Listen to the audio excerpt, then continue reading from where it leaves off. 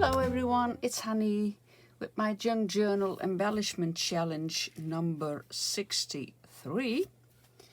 And the prompt is Squirrel. And I'm going to make a journaling card. Well, I have these 3 squirrels. Well, it could be very easy. Just use this one and it's ready. It could be a journaling card this way. So I don't think I'm going to use that one.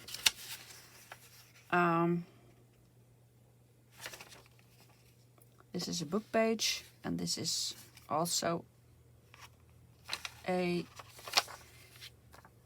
picture from a book.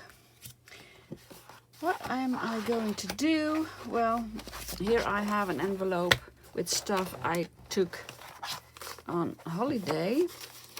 Hey, maybe I could use this one. This is, well, there were stickers in it or on it.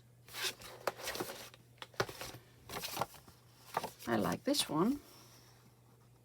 Maybe I could do something with this.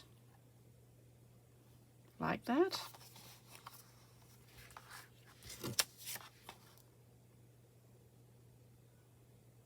I was just thinking. Yeah, I'm going to use this one. And well, I don't know how to do it yet, but I'm going to make something.